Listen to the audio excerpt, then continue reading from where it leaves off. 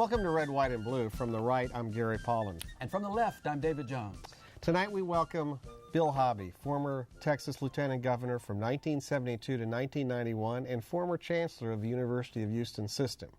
With him is Sarah Lee Teedy, former Chief of Staff to Lieutenant Governor Bill Hobby from 1985 to 1990 and former Deputy Chancellor of the University of Houston System. That's important too. And Sarah is the co-author of this wonderful book with Governor Hobby, How Things Really Work, Lessons from a Life in Politics. David and I have both read it, and I want to tell you both, it's wonderful because David and I, growing up, lived a lot of these stories as observers. That's right, Sarah Lee, but now you get to tell us why it is that you let all those Republicans get back into power. Not back, David, because we were never in power, remember? I think they saw the beginnings. But Sarah Lee, tell us how you started this book, you and Governor Hobby. Well, I worked for Governor Hobby, of course, as you've mentioned, and as we were going along, unfortunately, I wasn't taking any notes at all, but I was learning things. I was learning things from Governor Hobby. One of the things I learned as a speechwriter was brevity. You'll notice this book is not very long. There's no such thing as a speech too short for Bill Hobby. And I also learned that Bill Hobby will usually do the right thing. In fact, I would say 99% of the time Bill Hobby will do the right thing. But the fact was that after we finished at the University of Houston, Governor Hobby thought, well, perhaps it would be good to do something. Memoirs, he said, so we could leave out anything he didn't want in it, as opposed to a biography. So I started working on it, and here it is. Well, it's a great book. In fact, T.R. Fehrenbach, the great Texas historian, talks about Governor Hobby as being one of the key modern historical figures for the state of Texas. I mean, what a tribute. So, Governor Hobby, you retired from politics right about at the time that, Gary's party was ascendant. Were you terrified of what was about to happen to us? Well, is that why you got out of politics? I want you to understand that I retired undefeated and unindicted. That's right. And he did have to work with Governor Clements, first modern Republican governor. That's right. In fact, you can tell us about this because we're in the type of shape that you were in the 80s, although perhaps not quite as severe then. But Bill Clements and you got together, and there was a tax bill that came out of that last session, $5 billion. We're now 25 billion in the hole. So what can you tell the leaders of Texas about how you pull off something like a tax bill? Well, the tax bills were hard to pass. They weren't the hardest bills to pass.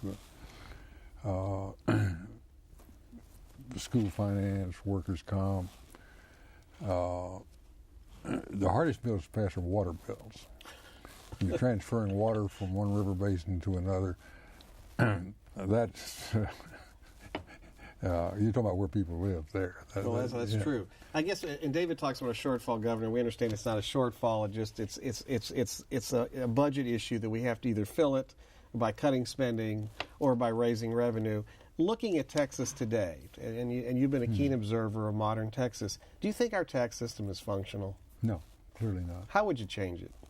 Well, the way I would change it, which is not going to happen. A basic part of any tax system, the federal tax system, most states, is an income tax. However, thanks to Bob Bullock and my friend John Montford, we're not going to have an income tax because Bullock got the amendment passes and John Montford was the Senate sponsor. Requires a 2/3 majority in each house and then approval at a referendum, approval of the people. Not going to happen. So that's okay. Moving right along. But I do want to interject something because back in this time in the 80s, and it is ancient history now, and you won't believe it, but there was a willingness to work together across the aisle. Governor Hobby worked under Republican governors, Democratic governors, and in both cases was able to move forward state policy. I don't think that happens anymore. And so do you think what's happened here is that kind of what has gone on in Washington is now infected the legislature in Texas, the partisanship from both sides? No question, no question. And this started some years back with the redistricting. when basically the majority leader of the House imposed on Texas what the redistricting plan would be. And he's in trial right now, Yes. so we have to, not speak ill of the soon-to-be incarcerated, but nevertheless. He was indicted. Yes, he was. He has a trial, David. Jury will decide. You don't prejudge him. But you also had in the 80s the promise from a governor of your party, Mark White, for a big teacher pay raise, which was a struggle to get, and I think it was also a struggle to get him to understand that he wasn't going to be able to make that happen unless you came up with some revenue. Well, so it seems like to me you're the guy that finds where the revenue is, and I'm wondering whether or not you see the leadership in the state to accomplish what you guys did back then. That's two questions there. Well, yeah, we got to have more revenue. No question about that. If you try to make up $25 billion by cutting things, you got a big problem. Now, I want to ask both of you guys a question. Got a $25 billion deficit. You got to scrub the budget, okay? I scrubbed the budget 9 times. So you tell me how to scrub the budget. Now, when you do that, you've got to tell me how many teachers you're going to fire, how many prison guards you're going to lay off, how many state institutions you're going to close, including at least one in your district. Now, when you told me those things, then we'll talk about how to scrub the budget. And I would agree with you that it is a difficult challenge. And one of the questions I was going to ask you about is, do we have a state government that has too many priorities, and we need to focus on what really is important? Well, I think we have too few priorities. Okay, that would be the other corollary. Is the problem.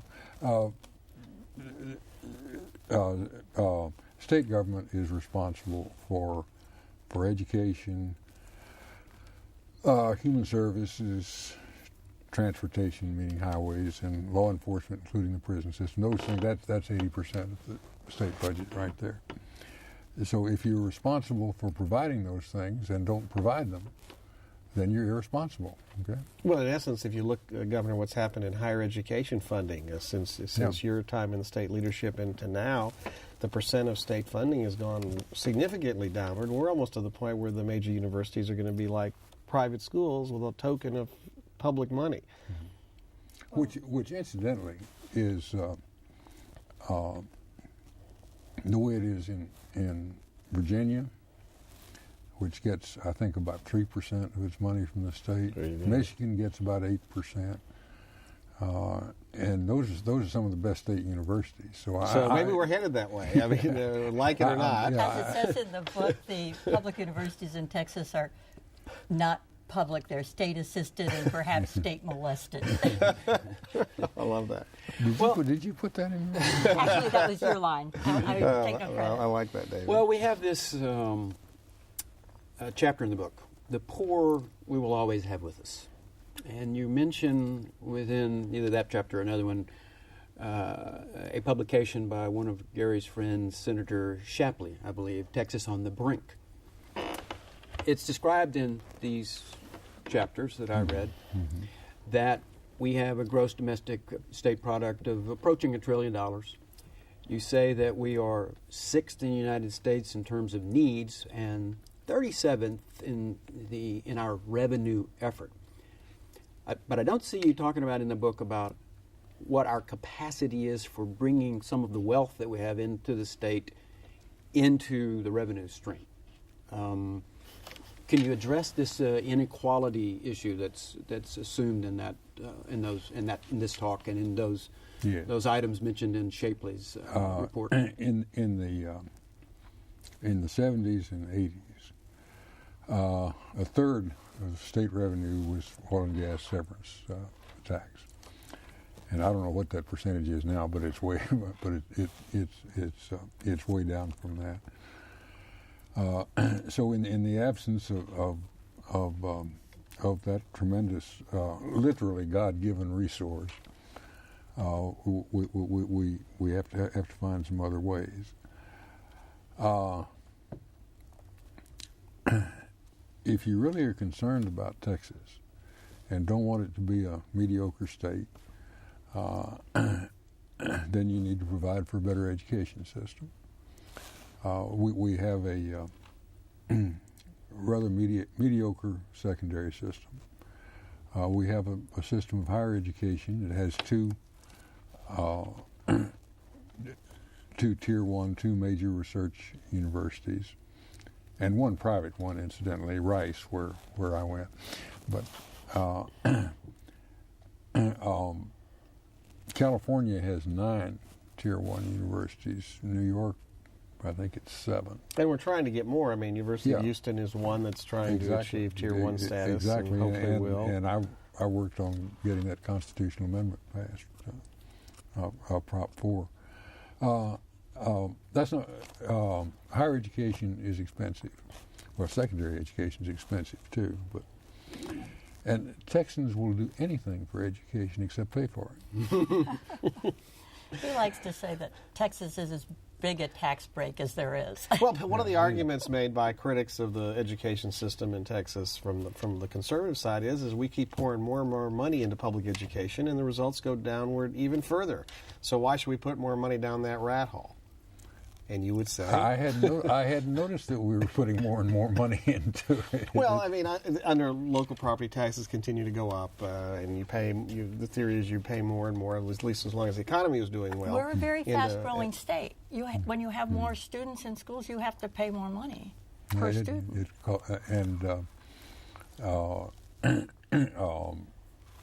We're a culturally diverse state, so you have a lot of English second language students. I remember one time this floor debate in the Senate on school finance, and one of your colleagues, I don't remember, Carl Parker. Carl was carrying the bill. He was chairman of Senate Finance, so he was carrying the bill. And one of your colleagues said to Carl on the floor, "Why are we just throwing more money at education?" And Parker said, well, we've never tried that. Would this have also been the time when the senator said to another senator, "Senator, I can explain the bill to you, but I can't understand it for you"? That's a great line. Well, you talked about revenue. One of the ideas that is out there in the natural resource states like Texas, in fact, it came up in Louisiana a couple of years ago, hadn't gone anywhere, is a tax based on refined petroleum products. Under the theory is your state gets the benefits and the costs of having refineries in your state with all the externalities that it creates, but you set up a fee, and under the plan for Louisiana, the plan that was devised for Louisiana, it was going to generate $8 billion a year in revenue, and you get rid of the severance tax. What do you think? Is that an idea? And of course, since 80% of our refined products are exported to other states and other countries, that means all those taxpayers in other places would pay it. You think that's the kind of idea that could sell in the atmosphere we're dealing with? If it generated $8 billion in Louisiana, $4 billion of it would be stolen, and I wonder what they'd do with the rest of it. I think we would have to change a whole lot of politics in the legislature before that happened. But it would be assuming that it would do $8 billion there. It could be north of 10 for Texas per year. That could be $20 billion per biennium. That almost fills the empty spout without an income tax. Okay. Well. So I mean, and I think what you're saying, Governor, is, and you're also saying is it's kind of like a choice. Some of these things got to get paid for. How do you pay for them? How do you want to pay for them? Yeah, income taxes out. Which Republicans, majority in both houses, which Republican senator is going to carry that bill? I don't know, but it is an idea that I will tell you. I had a private conversation with one of our senators who's Republican, because they're looking for revenue ideas that may be able to sell to the public. And so I sent this to the senator and told him to get the latest, extrapolate it to Texas, see what it means. Yeah, but this is an idea. I mean, I've not heard the idea before. It's interesting. What do you think, Dave? I'm thinking this is not the first time I've heard the idea. Good. He likes it. Well, what does the Chemical Council think of this idea? I'm sure they'll be against it, obviously. But would they rather have a corporate income tax? I mean, that would be one of the choices. The other big change that you guys saw, starting in your first term in 74, was it, and through your term, 73, was this increasing numbers of minority voters and minority legislators were beginning to be active and vocal within the Democratic Party. Absolutely. The state is now in a position, because of the new huge majorities in the House and the Senate, to continue to say no to anything that might improve their lives. When did you know that the door was closing on minority Texans? Well, when we were there, that was up until '91. It wasn't closing. But when the people started electing people, a governor like George W. Bush and then Perry, that's when the door started closing. Well, except to be fair, I mean, Bush and Perry have both appointed lots of minority judges, and in this last election, we've elected, I think 3 Hispanic Republicans to the state house.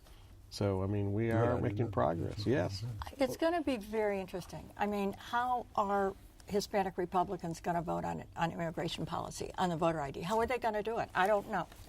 they haven't told. And if they vote for it, will they get reelected?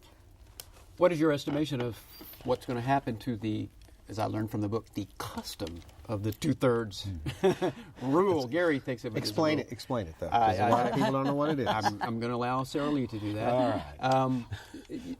This majority in the Texas Senate, who eliminated that rule or custom to pass a photo ID bill in the last session, just might be back. So tell us how you guys stand on keeping that custom intact or not. Well, this really is something Governor Hobby feels very strongly about. Before we get to that, would you explain what this is? They call it the 2/3 rule, but explain to our viewers what we're talking about. Well, the Senate basically sets its own calendar, and there is always a bill at the top of the calendar. It's like 1, 2, 3, 4, 5, as they come up out of committee in time. Well, you can't go 1, 2, 3, 4, 5 because you just don't have time to do that in a session.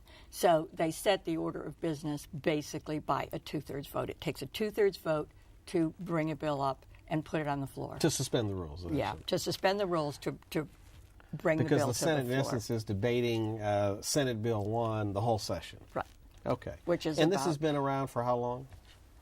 Oh, I have no idea. Governor? Long as I don't know anything about Okay. it. So you think it's a good thing or a bad thing? Yeah, as we all know from painful experience, there are plenty of things that you can get 2/3 for that are bad ideas. Think how many more bad things you can get a simple majority for. So you support continuation of the 2/3 majority in the Senate? Yes. I think it helps. Now, there's been 2 instances of recent history. We had the voter ID bill, having to show your driver's license or some other government ID in order to vote, and the second was the redistricting. Right. Well, and one of the devices that was used a lot when Governor Hobby was Lieutenant Governor was called the Committee of the Whole. And basically what you do is you convene the entire Senate as a committee. Therefore, you don't need the 2/3 rule, and they work out something that will pass.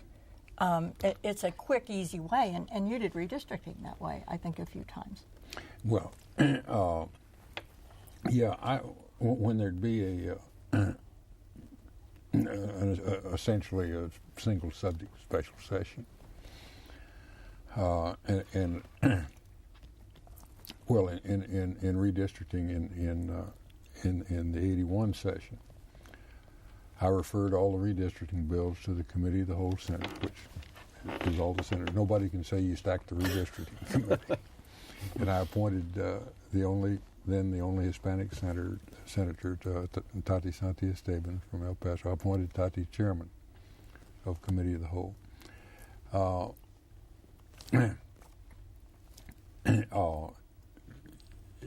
It's easier to do things in committee. So if you have, and I think I did it with school finance maybe once or twice, you get it all worked out in committee. And it's a lot easier to do things in committee than it is on the floor. So I found the committee of the whole to be, under certain circumstances, and only under certain circumstances, to be a useful device. Do you think we should get rid of the present system of the politicians doing their own redistricting and go what they've done, I guess, in California now and in Iowa and other states, where it's a nonpartisan commission that draws the lines and with the priorities of making them competitive and really contiguous as opposed to gerrymandered and the like? Well, no, what is gerrymandering? Well, gerrymander is what happens to the losers in redistricting that say what happened when the lines were drawn. You got it absolutely right there. And we have a salamander district. It's from here to Austin, and it's held by Mr. McCall. Yeah, and we have a salamander Senate district, Joan Huffman's district. Well, and what used to be Doggett's district, or it is Doggett's congressional district, runs from Austin down to the coast there. The definition of gerrymander, basically, I redistrict, you gerrymander. That's right. And Austin has to be punished because it's Democratic. You do know that. Yeah, exactly. Yes, I understand that. But well, in 1981, I chaired the Legislative Redistricting Board. We redistricted the Senate with no senators seeking re-election were paired. I don't remember if the partisan balance changed or not. It didn't matter very much. And Billy Clayton redistricted the House, and I personally believe that you ought to respect incumbency. And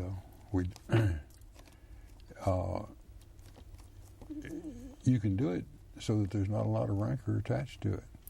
For example, the upcoming congressional redistricting, if all the projections are right, Texas will go from 32 seats to 36 seats in Congress. Adding 4 districts. There's no reason to pair any incumbents who are seeking re-election. I don't know whether all of them are or not. But. Let's talk about some politics. Okay. I'm sure you voted for Bill White for governor, as I did. I don't know what Gary did. I won't ask him. Could the liberal Bill Hobby be elected to statewide office in Texas today? I doubt it. So there's... We're not going to find out. That's right. So tell us what you think the Democrats are going to have to do to win a majority in a statewide office. We've got a number, as you know, you tried to reform the Constitution to get rid of several of these that we have on the long ballot, as you described, the agriculture commissioner and the railroads and whatever. We don't have cabinet government. So what do we have to do to win all these offices? Democrats, I mean. Wait for the pendulum to swing, mainly. It swung, I think, about in the last election about as far to the right as it can swing, and it'll swing back. It always does. But it won't be with people like you and me with our color at the top, is my guess. That we have to find the Hector Uribes to attract voters who apparently do not turn out for moderate conservative white guys running as Democrats. Well, I don't know, David. I'm not sure what the Democratic Party needs, but I will say this, and Governor, you probably agree, that typically happens is like what happened in Washington with Obama and the Democrats, and what happened with Republicans when we controlled everything in Washington, overreaching, going farther than where the majority of the American people want to see their government at. And so when that happens, there's a reaction, which took place in this case with Obama this year, and nationalizing the election in Texas really did help the Republicans this time. Oh, no kidding. It certainly did. But you bring up an interesting point. The model that we all need to look at is the way things worked when there were 3 Texans running things in Washington. President Eisenhower, who was born in Denton, LBJ was majority leader, Sam Rayburn was Speaker of the House, and You had a Republican in the White House, Democratic majority in both houses of Congress, and things worked fine. You didn't have the partisanship, and you had people getting the partisanship ended after the elections. Yeah, okay. The message I'm taking from Governor Hobby is that we need to have a few more Democrats in higher office in the state of Texas if we're going to move forward. And Governor, good luck with that. Thank you all for being here. Thank you so much. Good night, everybody. You can go to our website, HoustonPBS.org, click on the local program bar, red, white, and blue, to check more about the show, watch the guests again, and the follow-up discussion. Until next time, get informed and get active.